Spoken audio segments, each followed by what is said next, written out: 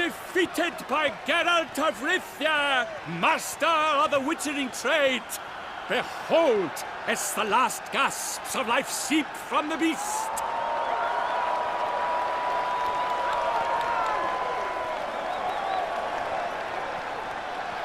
Master Geralt, do what you must. Finish the deed!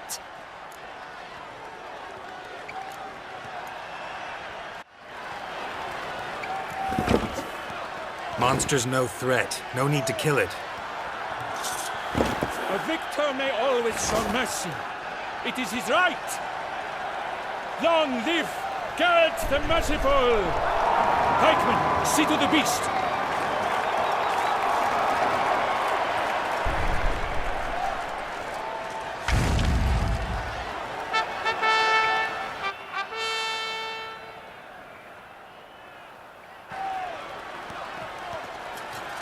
Guillaume, the lad came damned close to dying. I'm fine. Not hurt at all. Vivian? Smile as befits a hero and keep silent. Speech clearly paints you. She approaches.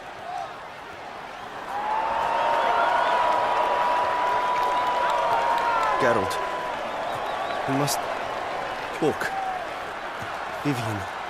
You shall talk later, in the Medic's tent. Geralt, magnificent, breathtaking. Your Grace. We knew that to summon you was a brilliant idea. We are delighted, ravished to have struck upon it. And I'm truly, honored. See to our young hero. Hop, hop. For we must make off with Geralt. We should talk. We had been long awaiting your arrival. Had nearly lost hope. Then suddenly, that entrance, so spectacular.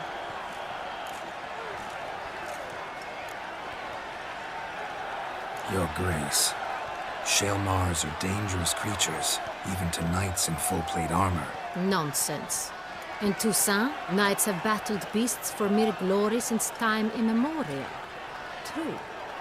Guillaume suffered a few bumps, scars, and bruises, but in return gained eternal glory as he who slew the monster. Dan's would have been a massacre. Geralt, though we value your fortuitous intervention in the arena, we would remind you your services have been retained, and as shall soon become clear, you will be generously compensated for completing another task altogether.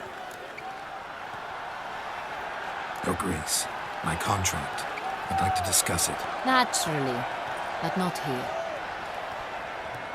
We shall need Damien. He led the investigation pending your arrival. But wherever could he be? Come, we must find him.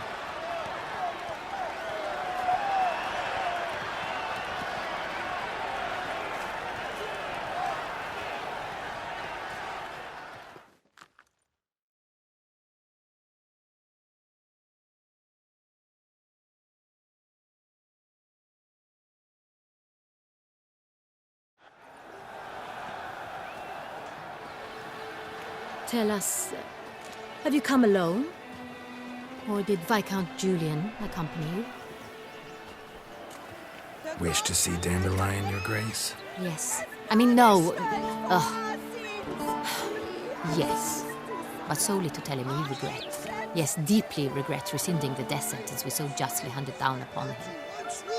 If we could turn back time, we would make certain he sat in a tower till he rotted.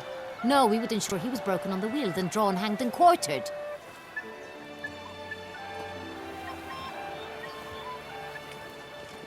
Ah, the very man we would entrust with these tasks. Damien de la Tour, captain of my personal guard. Your Grace. Witcher. Greetings. Sorry to have to tell you, but the guardsman handling the last victim's body... I know already. The creature in the cellar of Corvo Bianco. Was it the beast? No. A Bruxa, a kind of vampire. Not the beast, but tied to it in some way. You know this how? Through careful analysis of the evidence, both on the riverbank and at Corvo Bianco. Do you mean to insinuate the investigation thus far has been sloppy? Geralt insinuates nothing of the sort. We must listen to him attentively. I examined the body of the beast's last victim. Might have found something. Need to analyze it. A quiet place, that's what I could use most right now. And maybe the help of an alchemist or a mage. Also like to hear all you know about the previous victims. Take it Sir Delatour is my man for that. Firstly, call me Damien, please. I've heard much about you. You bring trouble, or thus far have, always. And we've enough trouble as it is. Yet we are capable of defeating the beast on our own, without an outsider's help. I've no doubt about it. Damien, we settled the matter of the Witcher's employ some time past. Definitively. Since you have broached it nonetheless, let us discuss Geralt's pay. Are the legends true? Do Witchers usually demand that which you find at home, yet did not expect?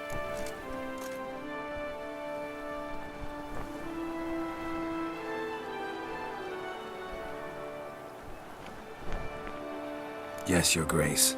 The law of surprise. Time-honored. We shall becant it. The surprises we encounter on a daily basis would be of no value to one such as you. What awaits at the palace are edicts to sign and portraits of suitors from far-off lands. I fear you would find little use for either. Thus we've decided you shall receive the deed to a vineyard, Corvo Bianco, and a sum of coin. You will doubtless consider this adequate. Title to the vineyard shall be given to you at once. Surely you'll need lodgings while you hunt. The coin, however, will be yours only once you have slain the beast. Lovely, generous gesture, Your Grace. But, Corvo Bianco, isn't it the Duchy's temporary morgue? Is it now? The Chancellery's bungled things again, we fear. Not to be left unsupervised for one instant. Yet, in its mood, a morgue should present minimal problems to a Witcher. What's more, nothing enhances a wine's reputation better than a grim legend. Thank you, Your Grace. I accept the contract, of course.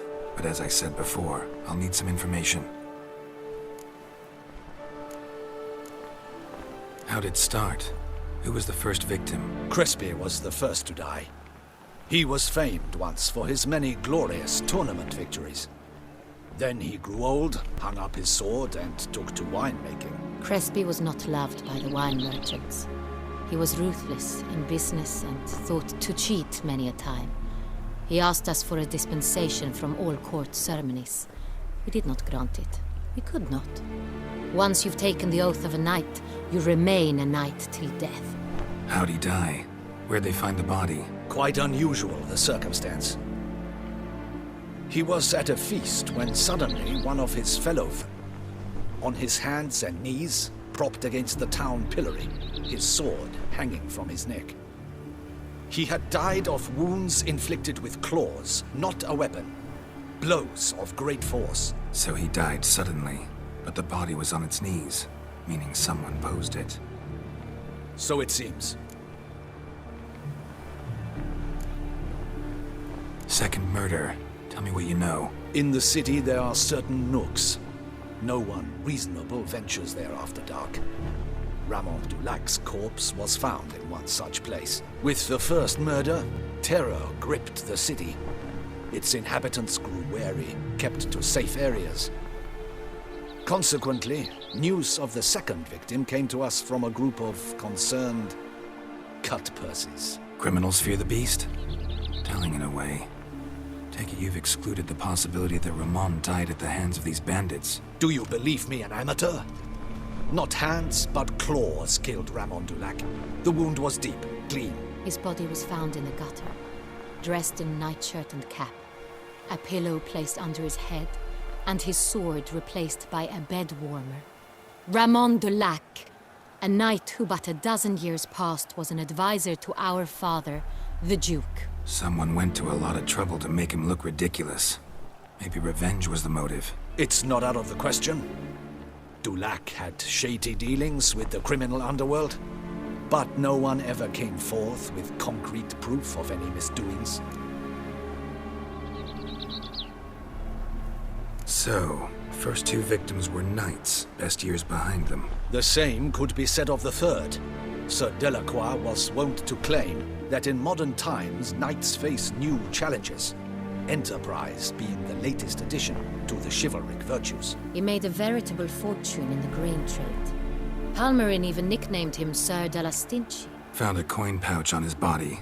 Contained florins dating from various times, hailing from different provinces of the Empire. Delacroix loved coin, true, but had no patience for numismatics. Lots of similarities between the victims. All the bodies were found in strange places under extraordinary circumstances. Seems the murderer, whoever or whatever it is, has some meaning to convey. These were honorable men. We are horrified by the disdain, the disrespect with which they were treated. These were knights of Toussaint. Blast it. Might be the point. From what you say, All the murdered men were knights who swore fealty to the 5 chivalric virtues. And even if the Knights of Toussaint swear fealty to what virtues exactly?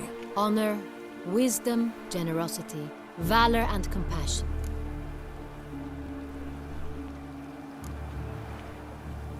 Five virtues. Why are they so important to your knights? Strange question. Your Grace, forgive me. I'm a foreigner trying to understand another land's customs. You are forgiven. According to legend, the virtues we cultivate were bestowed upon us by the Lady of the Lake. How we truly came to espouse them, none remember. In Toussaint, we believe men of low birth should be simple-hearted and obedient. We expect much more, however, of our knights. They are to be soldiers and courtiers, lords and servants. Thus, the need for clear moral guidelines. At the time of his dubbing, a knight vows to demonstrate throughout his life honor, wisdom, generosity, valor, and compassion. Beast seems to be pointing up moral decay, denouncing it. Victims were all humiliated. Might have been murdered to emphasize their lack of specific chivalric virtues. Honor compromised by the pillory. Wisdom by ridicule. Generosity by a coin pouch shoved down a throat. It seems to fit, true, though not perfectly. Can't discount the theory if it's on the lips of everyone in